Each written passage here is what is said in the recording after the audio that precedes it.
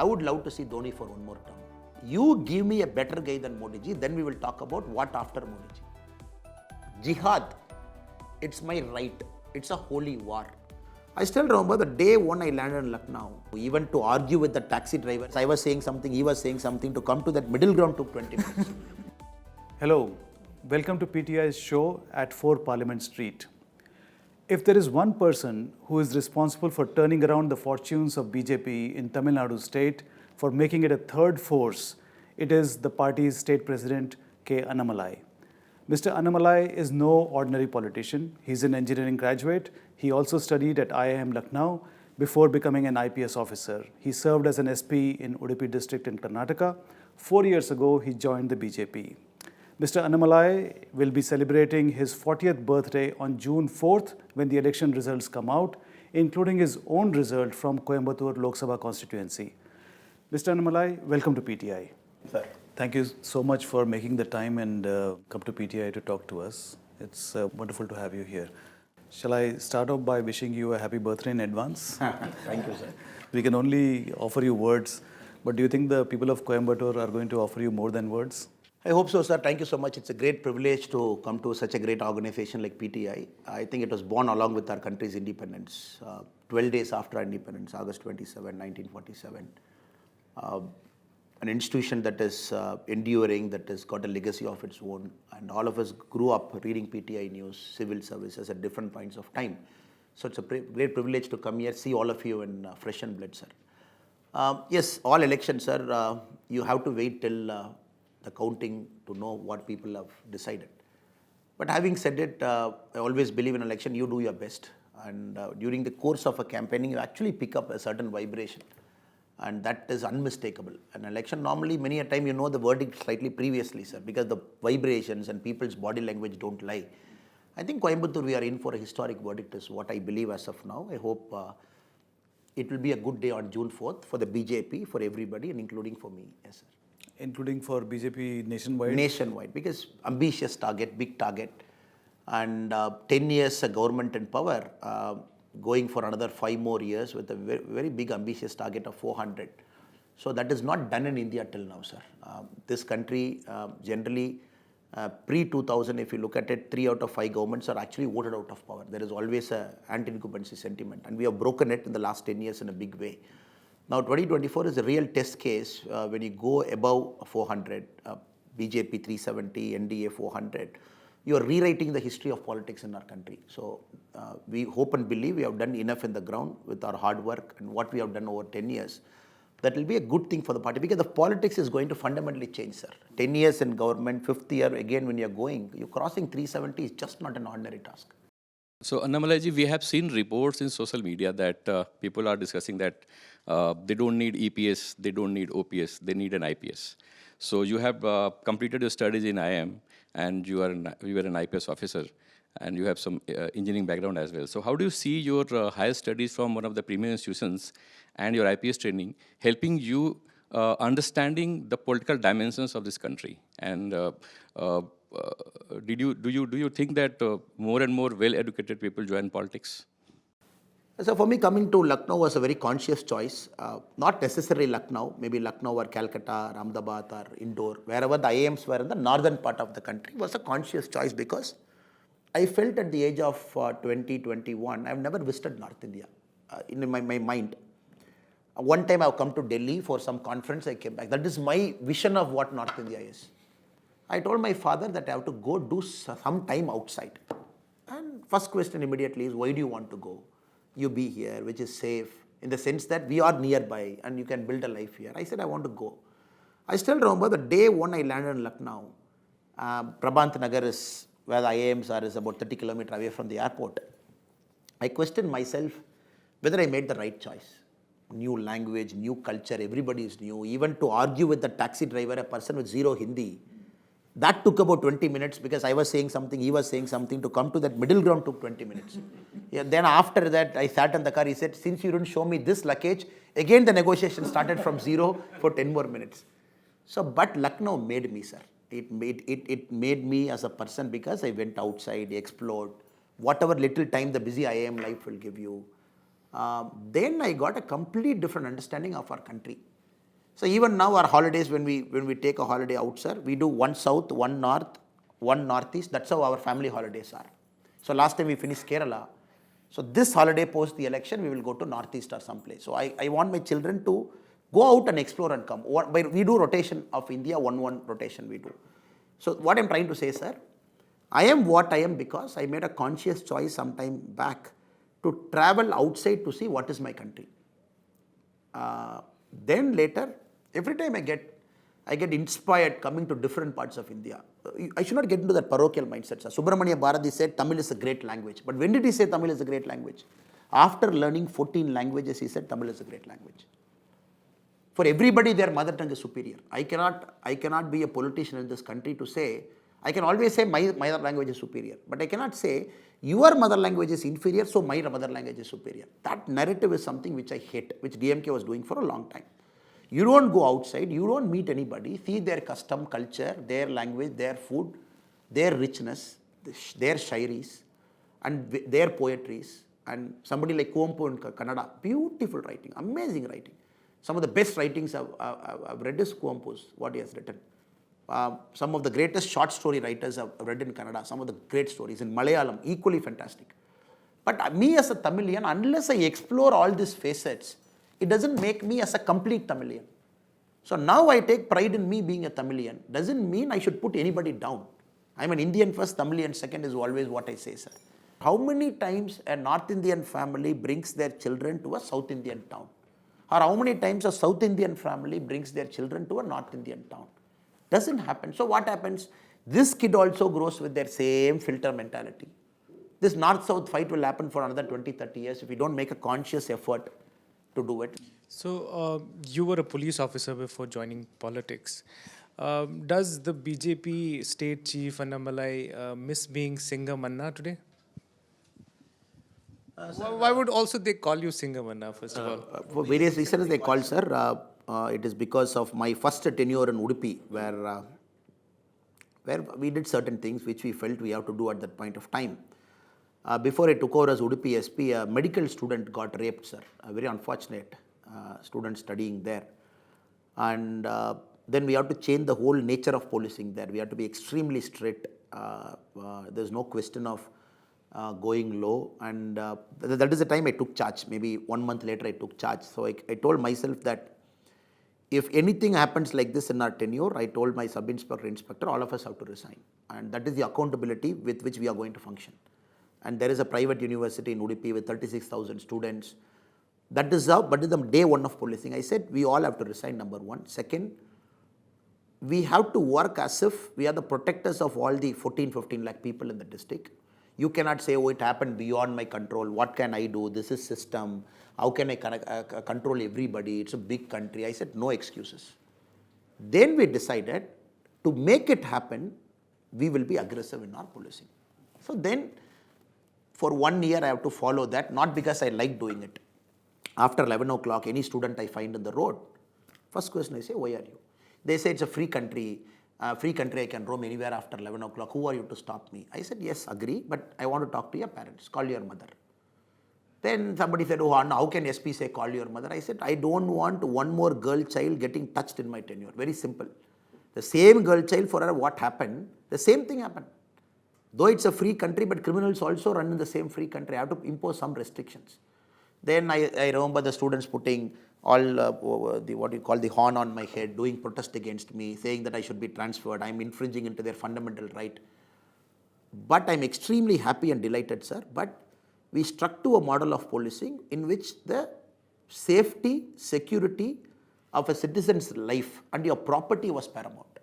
So that naturally created something in Udupi where people felt that we are doing something extra beyond a police officer.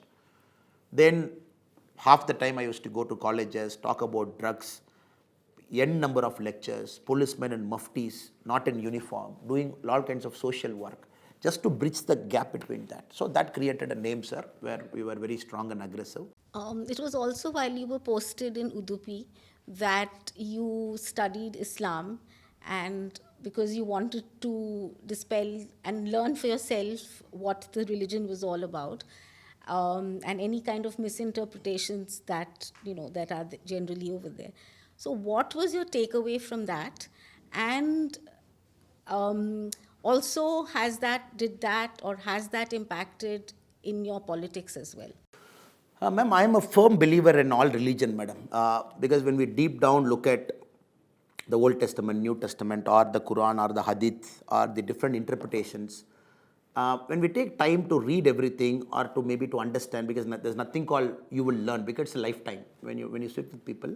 So that point of time, there was a very specific concern, madam, that the ISIS recruitment was happening in full swing, especially the parts of Kerala, because Mangalore and Udupi, they sit right above Kerala, and almost the culture is similar to Kerala.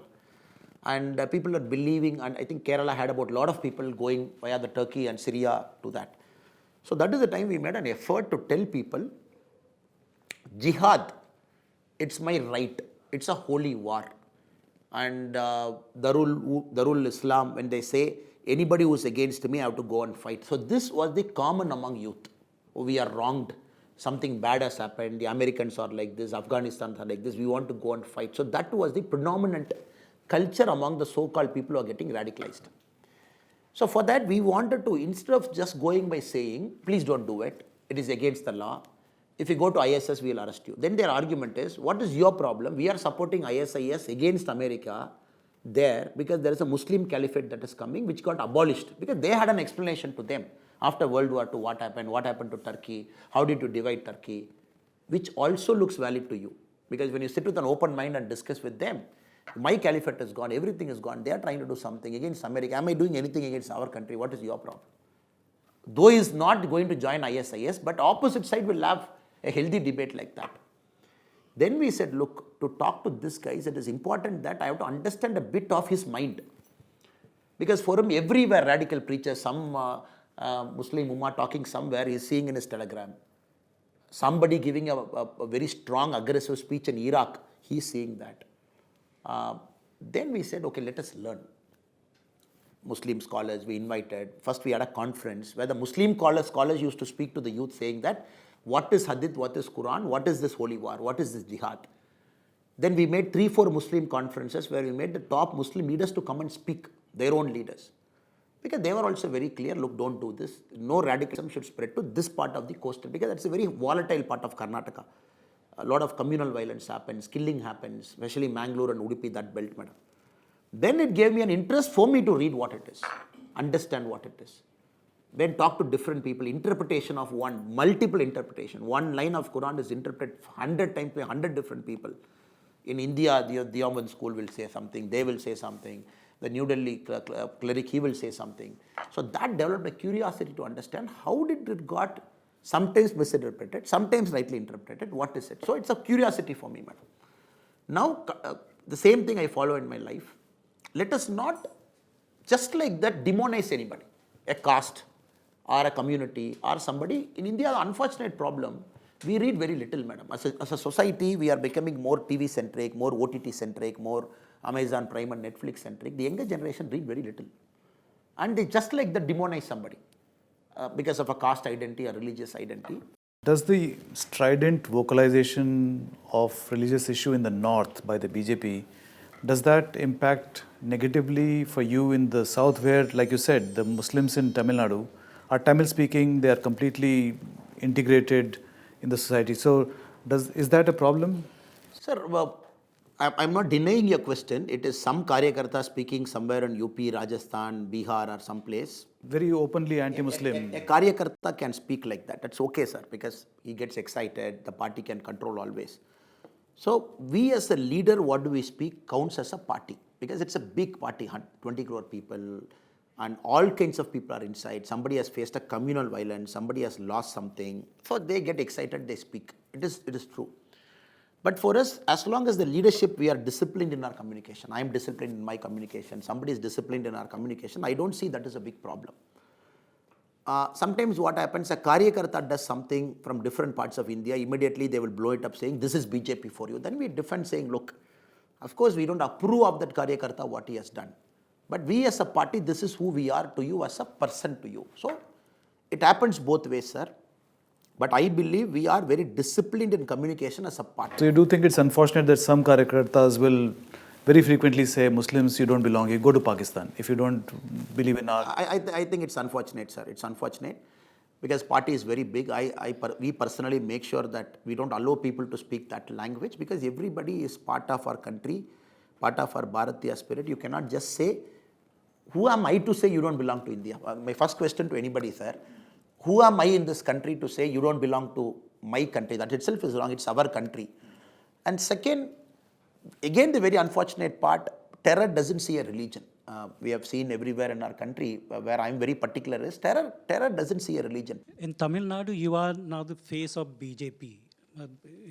In this part of the country, we recognize you as the face of the BJP. BJP is Annamalai and Annamalai is BJP in Tamil Nadu. And in 2026, there are going to be assembly elections. Would you expect your party to nominate you as Chief Minister candidate well in advance? Because the elections are becoming more and more leader-centric now. I always believe in politics there should be an accountability, sir. Where I'm answerable to somebody can question me. That's how democracy goes.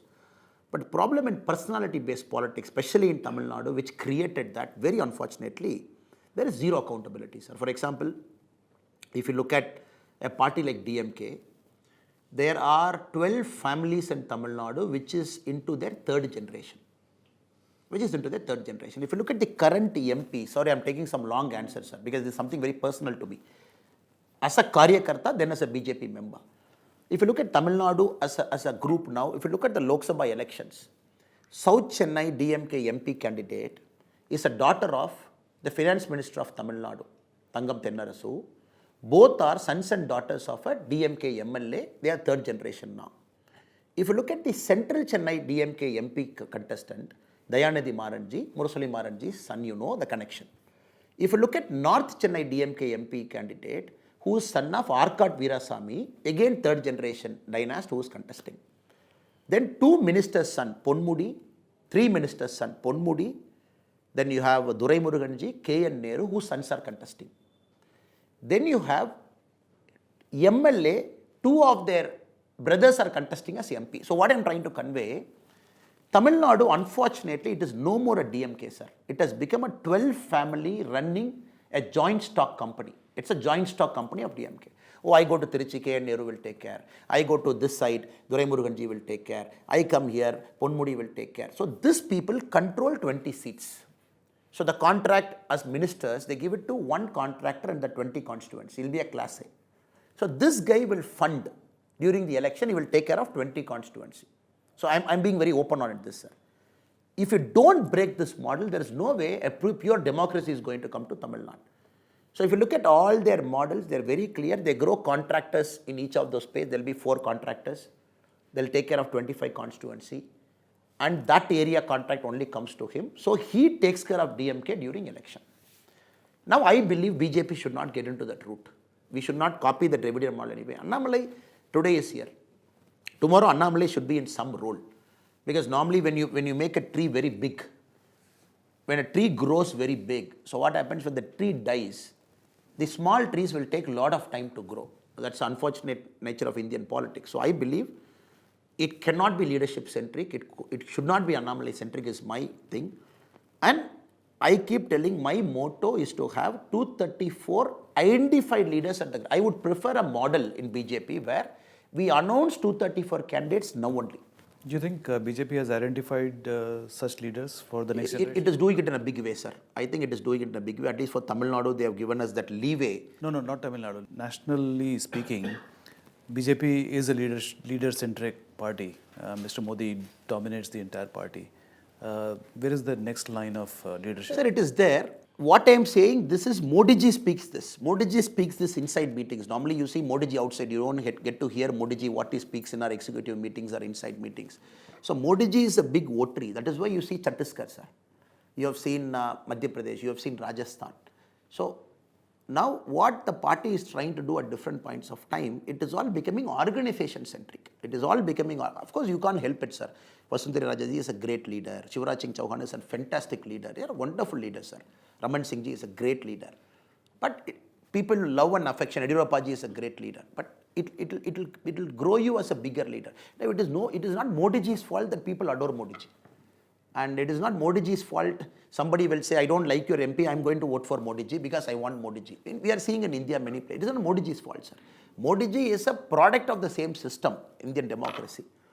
Now, I am only saying, sir, I am being conscious as a leader. All of us are being very conscious as a leader that instead of having one guy in a state to run, let us have 234 guys in a state to run. So it should not become, oh, Annamalai is very powerful. And then 10 fellows will come around me to say, I'll be close to Annamalai so that Annamalai will reward me something. Then 20 fellows will become close to the 10. So this, I believe, is not the model of our democracy should work. So nobody is close to Modi ji, sir. Modi ji likes me, hates me as a karyakarta. That's how Modi ji treats everybody. Can somebody say in India, 76 cabinet ministers, oh, he is very close to Modi ji, he is Modi ji's brain. These 3 people run the party. 100% no, sir. So Modi ji is close to everybody of the 76. So that is the model that we say we should bring. Else it should not become a thing, you want to meet Nadda ji, let us meet Nadda ji only through these 3 people. Or I want to meet Rajnath Singh ji, can I meet only through these 2 people? In our party, that is not the case. That is that BJP has made sure that enough leaders are on the ground. Your specific question. Sir, now, anybody who has seen Modi ji, I always keep this example which is very close to me. I would love to see Dhoni for one more term. I would love to see Dhoni coming back and playing IPL 2025. Then people might say, oh, he's 43. What did Dhoni say, sir? Till the next guy beats me in the field, I will not retire till then. In a 22-yard cricket pitch, you bring somebody who can run a better single than me. Then you ask retirement question. This Dhoni said in a press conference. Now, again, I'm telling press friends here, you give me a better guy than Modi ji, then we will talk about what after Modi ji. A guy who can work more than Modi ji, a guy who can travel more than Modi ji, a guy who can sleep less than Modi ji, a guy who is more popular than Modi ji, because he's in the same thing where his fitness is far superior. I clearly don't understand this Arvind Kejriwal ji or Rahul Gandhi ji suddenly talking about 75, 73, 71. There's nothing in BJP's constitution to say somebody should retire at 75. And if you look at Modi ji's age and Modi ji's work, he has done 3 times more than what Rahul Gandhi ji has done this time. I was just looking at the number of rallies Modi ji has done, number of distance he has covered, and the number of press interviews he has given, sir, including to you. If you look at everything, he's always 3x than the next guy. And you cannot compete with Modi ji. Suddenly they bring the 75 years and so he is far superior than anybody in terms of fitness, mental aptitude. So he is there for a long time. He will groom enough number of leaders, and our country will never have a problem in 2029 also, or enough number of chief ministerial aspirants, enough number of MLA MP aspirants, sir. Thank you, sir. You turned 40 on June 4th. I'm sure you desire an extra 0 for NDA on June 4th. Now, coming to a question. This opposition has coined a slogan on BJP's showing, saying that it will be North mein half, South mein saaf. That means half of the kitty which you had in 2019, and South it will be a wipeout. This is according to the opposition. Now, what is your reading vis-a-vis the BJP showing in the South? Will it be more than what it got in 2019? That was about 29 seats here. I'll go slightly more deeper into this question, sir, because this deserves a longer answer. If you look at South, sir, all states are very different. There's nothing called a complete South pattern. After Vindhyas, everybody will think from Maharashtra till about Kerala, same way. Pondicherry has got 1 seat. I'll just go seat by seat, sir. June 4th, you will see 100% Pondicherry seat will be winning because our sitting Home Minister, Mr. Namashivayam, is contesting that seat, and with big margin will be winning. Goa, we have 2 seats. Last time, North and South, one with Congress, one with BJP. You will see we are winning 2. Karnataka is always a very different case, sir. 2013, Congress swept to power in a big way. 2014, we swept Lok Sabha. 2018, we lost government. 2019, we swept. 2023, we lost government again. So 2024, Karnataka is in with a larger mandate. Last time we were 25 out of 28. This time with JD, yes, with us. I tend to believe that we are in for a sweep in Karnataka in a big way. Karnataka is one state. Again, if you look at Kerala and Tamil Nadu, which were the outliers last time when everybody were performing. Tamil Nadu 39 seats, but this time, if I'm confidently telling you that we will be in a big way in Tamil Nadu, you might ask me why. Why not in 2014? Why not in 19? Why now? Because this time we were a larger alliance. Again, if you look at it, Patali Makkal Kachi with us, a person like O. Pannirselvam contesting, person like TTV Dinakaran contesting, somebody from the family of Patali Makkal Kachi contesting, and a governor who just resigned contesting in South Chennai. If you look at the whole thing, we had better leadership in the ground this time contesting election. Election is all about in the South, you should have better leaders also to pull votes, sir. And I tend to believe that NDA and BJP, we are in for a historic mandate in Tamil Nadu in a big way, which could be over 10. I am always telling my guesses we are in the double digit, NDA and BJP together. I tend to believe it will be a historic mandate from southern part of India on June 4th, just because every state we had something going for us. Tamil Nadu, we had an anti-incumbency against DMK, adding to it Modi ji's personal charisma and appeal. Karnataka was always a Modi state. Even when we lose power, within 1 year they will shift to Modi ji in a big way. And Kerala, it's a strong three-way fight and 4-5 seats we should give numbers. So overall, it's a good number. Coming to northern part of India, sir. Now again, I'm not a big guy in the northern part of India. I'm just a Karyakarta, spent some time in Maharashtra, some time in Delhi. But what I see in the ground, it is intact, sir. It is not that people say we have maximized so much. After maximization, you can only come down. Then in politics, generally they say there is one way, or there's only one way after you reach the top. You have to eventually come down. But I believe BJP will break that myth this time. Orissa, West Bengal, areas where we are going to add more numbers. Because when a person like Modi ji comes, he uplifts the standards of politics so high. And even a Karyakarta gets judged to Modi ji standard. But you will see, because of the superior image of Modi ji, everything will tide over. So I expect 370 for BJP, the target, we should exceed that, sir. Mr. Annamalai, the voter in the south, I know it is not right to generalize and say the entire south is the same, but what is it that attracts that voter in the south to BJP? It can't really be the Ram Mandir issue, which is a big emotive issue in the north, but in the south it is not such a big thing, right? Tamil Nadu politics for a long time, at least for 20 years, was decided who will align with Congress so that I dismiss my opposite Dravidian party who's in the state. So what has happened, sir? This has created a lot of dissonance in the mind of people that Congress is bad for us, especially central parties are bad for us. In Tamil Nadu especially, sir. Now, Congress is nowhere in Tamil Nadu. Such a party, important party in Tamil Nadu, such a vote share. In 1971, anybody is tracking Tamil Nadu politics, Indira Gandhi ji said, you will not believe, sir, a party in power in 1967, Indira Gandhi ji said, in Lok Sabha, give us half seats, 20, you take half with the DMK, we will contest. Assembly, we are not contesting. Can you imagine a party which lost in power in 1967 just because Karmaveera Kamaraj Rai had anger against him, you wanted to finish him off? I'm not getting into details, sir.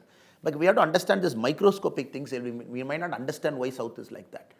So you made Congress not to contest one assembly election fully. You made DMK to contest as a partner because both the elections were happened concurrently. Congress is gone. Now Congress is a one-person party in Tamil Nadu just because of an alliance with DMK to survive. So this is something which BJP we have done extra work to overcome it. Oh, people from Delhi are not bad. Anybody governing from Delhi, they are not bad to us. Then DMK, ADMK over a point of time, they built this narrative that people living here in Chennai, governing from Chennai, we are better in a position to help you than somebody in Delhi who is governing. So this thought is the most important thought we have to counter, sir. That is the most important thought for us.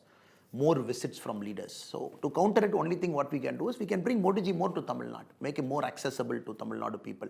And Modi ji also had different opportunities to visit Tamil Nadu at different points of time, especially in the last 3 years.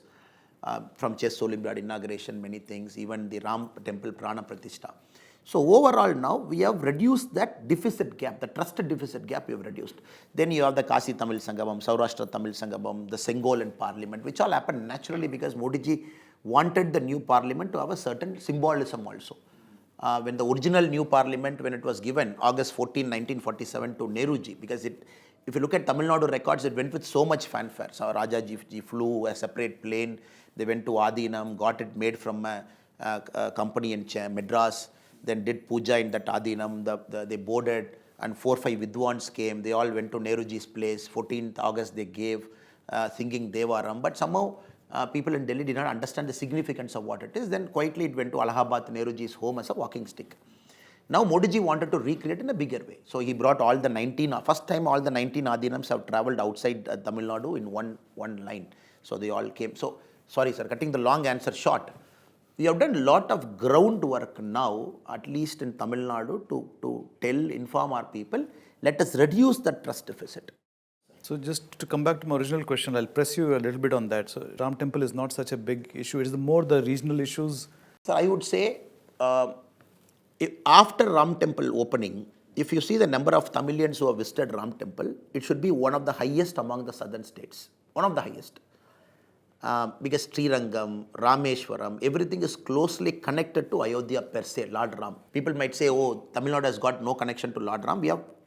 We made a press conference also. There are 1,000 temples of Lord Ram in Tamil Nadu, which are at least 300 years old. At least 300 years old, that kind of list. What happened in the last 40, 50 years because of an ecosystem that became a noise. So deep connection to Lord Ram, sir. Even the Asta Express train, it was going with a huge demand. Asta Express train was carrying people to Ayodhya from different parts of our country. And a lot of requests for us to get tickets. So overall, of course, Ram Temple has an impact. No doubt about it, sir. But in an election, when you see, it's a matter of 10, 15 issues people decide. In a state like Tamil Nadu, is the Ram Temple main issue? No. Is Ram Temple one of the issue? Yes. And this is one of the issue among the 10 issues with which the voter has decided I'm going to vote for Modi ji. Mr. Annamalai, PM seems to be very fond of you. It's quite evident from the body language and chemistry between the two of you. When you finish your Padayatra, he patted your back also. So I'm very curious to know that it's just politics you talk with him, or there's some other topics which you discuss. That is the first part of the question. Second part is, of late, Prime Minister Modi has started quoting from Tamil culture and Tamil poets. So has it got anything to do with you or your influence? Sir, I will take slightly, sorry, my answers are slightly long, sir, because only then I'll give you a context. Sir, many of them might not have followed Narendra Modi's connection to Tamil Nadu pre-2014. Pre-2014, he had a very strong connection to Tamil Nadu as well as Gujarat CM. So he funded when the tsunami happened, many of our coastal houses got damaged. Gujarat was one of the first state to fund construction of houses. He as CM. So he came, he gave money, he oversaw the houses construction. Then his visit was very special to Madurai, a couple of places in Tamil Nadu. He used to come. Very good interaction with viewers. And Tamil Nadu and Gujarat have a deep symbolic connection because we have a lot of Saurashtrian communities who are about 23 lakh, 24 lakh in number, who are in Tamil Nadu. During two waves they came, 10th century and 14th century. So Ahmedabad, many textile mills are run by Tamil Nadu people. So the connection between Tamil Nadu and Gujarat is more than Tamil Nadu than any other state. It's a large connection we have because we import cotton and spinning because we are the Manchester of South India per se if you look at Coimbatore and other cities. So Modi ji had an extraordinary connection to Tamil Nadu. So whenever he comes, even a small city he will connect somewhere. So during his Kailash Mansarovar Yatra, when Modi ji went as one of the Yatri, so he had 2-3 Tamilians in that group. He was mentioning that in the stage. And he specifically remembered both the Tamilians in Salem. That guy wanted to start a hotel. So Modi ji came all the way for his hotel on the inauguration day. This is pre-Modi ji, pre-1997 days. So what I'm trying to say, sir, he understands Tamil Nadu like anything, sir. When you sit with him and talk, when you name a city like Namakkal or Karur, Modi ji will say, okay, Karur means textile, home textile, Namakkal means egg. So that kind of understanding. I tend to believe, which Modi ji never made it open, that he has got a lot of Tamil Nadu friends from Tamil Nadu. Again, if you look at the Gujarat days, some of the top IAS officers who happen to be Tamil, happen to be his chief secretaries, commissioners of police, happen to be his advisors also. So this relationship is very deep and long, Modi ji, Tamil Nadu and Modi ji. So you have been a very staunch critic of TMK and equally you have been a critic of AIDMK as well. Looking at 2026, do you think BJP should go alone for the assembly elections or should it go with the allies? And who are your national allies for the assembly elections? Sir, what is the problem between ADMK and BJP, sir? We were an alliance from 2019. 2019 election we faced together. 2021 we faced together. No disrespect to any party. It's a bigger party. Some of the great leaders have come from ADMK, sir. Very strong party. But in a voter mind, voter needs a very clear-cut, single objective narrative, sir. You cannot have an alliance where two parties are together where ADMK will say, we oppose NEET. That BJP will strongly defend NEET. Then ADMK will say, we oppose new education policy. Then BJP will strongly defend new education policy. ADMK will say, we oppose 3-language formula. This happens daily. So half the time when you do a press meet, press friends are there, 30% questions is more on ADMK. ADMK leader said he opposes 3-language formula. What do you say? They said that they don't want NEET, and they've issued a press statement. So what happens, sir? The voter is so confused. And being a smaller party, 2019, what happened? Being a smaller party, we contested 5 seats. ADMK contested large number of seats out of 39. So your voice was not here to the people for what is BJP standing.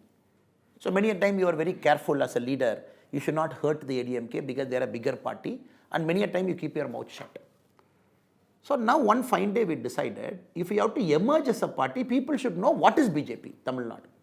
And a political party, when we have to grow, when we are ambitious as a party, we have to do certain things. And playing second fiddle to somebody for a long time will kill our party. Then as a Karyakarta, if the national party, our leaders decide, let us go for an alliance, we go for an alliance. Let us say we go alone, we go alone. I am a small man in the whole system, sir, to decide in 2026 how the alliance should be, how we should go. But as of today, if you ask me, sir, we have set a very different narrative. That is why Tamil Nadu on June 4th will have a third political party. Till now, there is no third political party, sir. 2014, when we contested alone also, though we formed the alliance, but we contested 6 seats. So now we are contesting 19 seats, which is the highest in the last 20 years. BJP contesting 19 seats. Our alliance partners contesting in 4 seats in BJP symbol, which is 23 lotus symbol. For the very first time, for example, in one constituency, we haven't contested after independence. We are contesting for the first time now. People have the choice to vote for lotus. So this election is all about, sir, BJP reaching out its presence in all the 39 constituencies where last 20 years, at least in 13 constituencies, they are voting for lotus for the first time. You cannot have traditionally Coimbatore, Kanyakumari, South Chennai, the 3 places I will keep contesting for 20 years. How will the party grow, sir? So it's a very tough decision we have taken. One, to expand the party. One, to make sure lotus is blooming everywhere. People will have a choice to vote. So you will see the results very surprising, sir. This time the party will get more votes than the traditional centers. Non-traditional centers, people say. Virudhunagar you see this time, sir. You see something like Chidambaram. You see something like Central Chennai, where we have never contested in 20 years. You see Tirunelveli. You see those places, party will get huge amount of vote share. Because you cannot run a party with an assumption. The party is Coimbatore based or Kanyakumari based or Chennai based. So overall, June 4th I have to give the results to what I speak. I can only speak as a Karyakarta. Now we have done this and we have expanded this. But I am very confident as a Karyakarta, as a state president, whatever risk we have taken, it will pay off on June 4th, sir. Sorry for the long answers to all questions, sir. There's a perception that in Tamil Nadu, that the BJP is a very Brahminical party. Your base is upper caste Hindus. So you have been president for the last 3 years. So what have you done to change that perception or to sort of widen your support base? It's a myth, sir. When somebody says BJP is an upper caste party in Tamil Nadu, it's a myth because our first Jansangh president of Tamil Nadu is a Christian, Sri V.K. John. And I keep his photo in my office. And many people, when they enter my office, they'll ask me, who is this gentleman? I say he's Mr. V.K. John, especially for the younger Karyakarta. I said, who is he? Then I say, he was our first Jansangh president. He's a Christian. Jansangh, I don't think many states would have got a Christian president. So Tamil Nadu history is very unique, sir. So starting with that. Then later we got into a long phase of the party where it was the state president was a Brahmin. It was a Brahmin leadership for a long phase of time, maybe 2-3 continuous times. The DMK was able to successfully set a narrative. Jansangh means Brahmin and Jansangh means anti-Christian, anti-Muslim. That they transferred to 1980 when BJP got emerged after this, which went on for a long time. Now if you look at it, sir, till Jayalalitha ji is alive, till Madam is alive, she is a far superior Hindutva or Hindu leader than anybody in Tamil Nadu. Far superior Hindutva leader. When you have BJP as a party, when you have Jayalalitha as a leader, when you both of you coexist, and the natural choice of a Hindu voter would be to Jayalalitha ji than to BJP party. I am talking of pre-2014. Natural tendency is to vote for her. Because Jayalalitha ji displays her Hinduness very openly.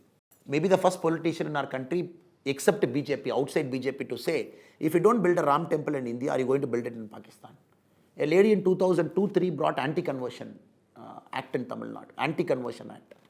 So who donates liberally to temples, contested from Srirangam, took efforts to revive the temple in a big way, gifting elephants to all the major temples. If you look at her activity as a persona, she was a far superior Hindu leader, sir.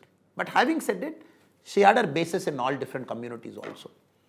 For BJP to truly emerge in Tamil Nadu is happening only after post-Jayalalitha ji's era, honestly speaking. Only after post-Jayalalitha ji's era. If you look at both the parties, sir. ADMK went for an alliance with SDPI now. SDPI, just before the alliance, the president of SDPI got raided by NIA because he was funding some terror group, which was involved in some killing. PFI got banned and ADMK went for an SDPI alliance. Parties like DMK, I'm not getting into it.